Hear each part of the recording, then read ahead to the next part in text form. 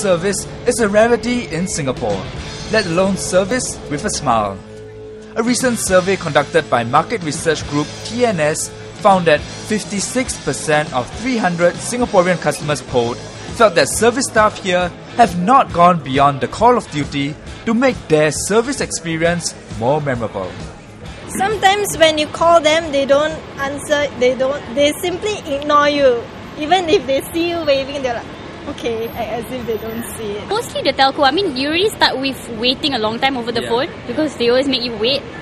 So, I mean, most of my complaints will be just telco companies making you wait over the phone. And then when they do pick up the phone, very lackluster their response. For me personally, I would point out taxi drivers, not to take a stab at them, but just your usual. If you charge by credit or nets, they get really upset that, but they have that service. You offer that service, but when people want to use it, you get upset. So, like last week when I was with my friend, I saw the bus driver saw the passenger waving for the bus, but then when he stopped at the passenger, then when the passenger was was walking towards the bus driver drove away.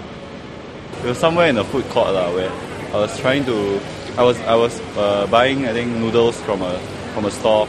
Then there was a Filipino trying to order food from this uncle, but he didn't understand what she was saying. Then he didn't bother to even answer her question. He just replied in Chinese, which obviously he didn't understand. So I had to translate it for her, which I thought was quite bad. I think people are very defensive, so if you're like, oh, I didn't get something, I don't think it's been mailed to me, I'll be like, no, it was sent. When a dish runs out of stock, they don't tell you until at the end of your meal, and you'll be like waiting for it for forever, and they just told you that we don't have it anymore. What is the one thing Singaporeans want service staff here to improve on? just smile when you're serving someone. It's not even that hard.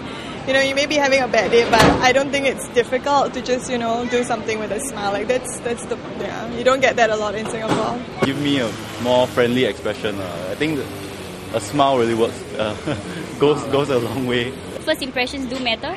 So when they start with a smile, it really kind of changes the mood. I think just the smile thing, the idea of we are there to make your life better, not that I'm here to do my job. Delivering good service starts from hiring the right people.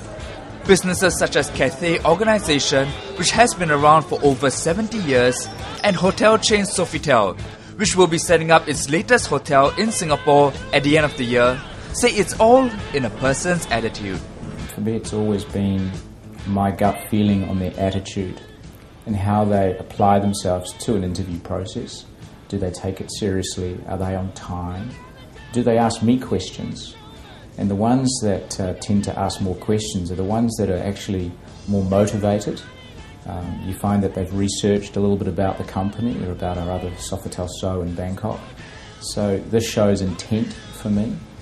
Some people are just cut to the service, some people regrettably are not. And it is important that we find this little gem in a haystack that's hard to come by.